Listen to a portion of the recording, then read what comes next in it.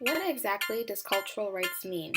Does it mean having a right to express one's own culture? Does it mean that each individual has a set of rules that they must adhere to in accordance with their culture? And are these set of rules equal to the rights of other individuals? Well, let's take it outside and we'll talk about it some more. Let's begin with this. According to Charles Taylor, the author of The Politics of Recognition, in order to establish if there are equal rights among all Canadian citizens, we must look at the link between recognition and identity. Essentially, Taylor is explaining that if an individual's identity is not recognized by society or the public, then it is depreciated and their own sense of self-worth is diminished. This can be shown through historical incidents, such as when the Europeans settled on foreign land and claimed it as theirs while disregarding the original Aboriginal inhabitants.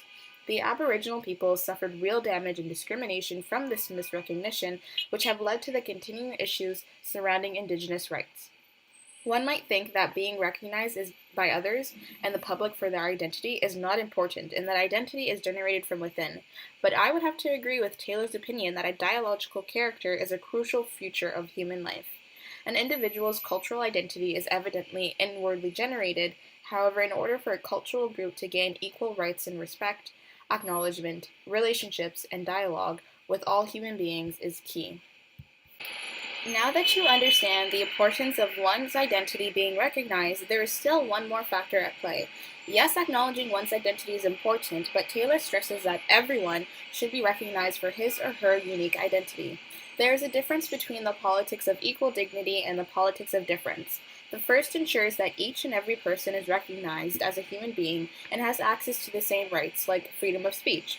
And the latter outlines that there are differences among each unique identity, and they deserve to be distinct and appreciated. When we say that Canada is a diverse nation, we must value each culture that contributes to making Canada what it is today. We must understand that it is demeaning to minority groups when the majority dominates over them, tries to assimilate the minorities into one group, and neglects to give them a voice of their own. Sal Bellow is famously quoted as saying something like, "When the Zulus produce a Tolstoy, we will read him." This is a prime example of racial arrogance and inequality when it comes to distinguishing different cultures. Zulu people are a Bantu ethnic group of southern Africa who were battled against by British troops. Bellow undermines the Zulu's dignity and will only acknowledge this culture if it strives to be like the Europeans. No country should have this thought of ethnocentrism that the Western culture excels over others, as it violates cultural rights and denies human equality.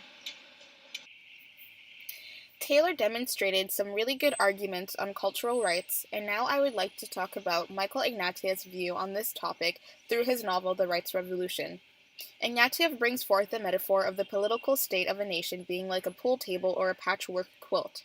The pool table idea is as follows. The pool table is the state, the billiard balls are the individuals who make up the nation, the bumpers are the laws of the state, and the green baize is the shared territory. The individuals are compared to the billiard balls because the billiard balls are all identical, showcasing that each person should have identical rights, and the bumpers are there to keep them in line. Ignatieff points out that the trouble begins when the state tries to conform each individual into one culture because no one wants to be exactly the same as another. I mean, we would live in a pretty boring society if we were all alike. We all want a sense of uniqueness, right? Therefore, we have to come up with a way where we can create a society that enables both individual and group rights. In order to do so, Ignatieff suggests the incorporation of both the green baize, shared territory, and the patchwork quilt. The patchwork quilt model says that Canada is a combination of the English, the French, and the native, all stitched together. Each culture possesses unique rights allowing for a distinct cultural space, while also taking part in national rights through a shared territory. An example of this can be dated back to the time of Confederation in 1867. Quebec was one of the 4 colonial governments who would only accept the Confederation if their differences were respected. When civic equality and Quebec rights were incorporated into the Confederation, it brought hope that each culture could coexist. Nevertheless, things can take a turn downwards almost instantaneously. At the time of the Confederation, the Aboriginal people's pre-existing treaty agreement was ignored, and their cultural status was dismissed. They were forced to assimilate under the Canadian law and were told that they could only become Canadian citizens if they ceased to be Aboriginals. Crazy, right? This violates every aspect of human rights and dignity and displays an attempt at creating citizens by force. force.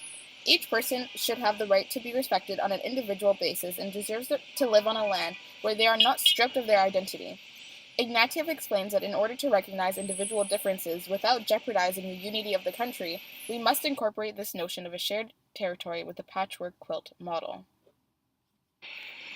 Taylor's viewpoint that recognizing an individual's unique identity is key in establishing individual rights. Ignatieff's idea of the combination of a shared territory with individual distinct rights is also of importance. In my opinion, Canada is in need of a combination between these two concepts. As a society that claims multiculturalism, we need to understand the politics of difference and accept the various diverse cultures that reside in this country today. If we ignore what makes a person who they are, we are effectively taking away their human rights. The same can be said when different cultures are not allowed to have both individual and group rights on mutual land. When cultural rights are well integrated in a society, that makes happy people.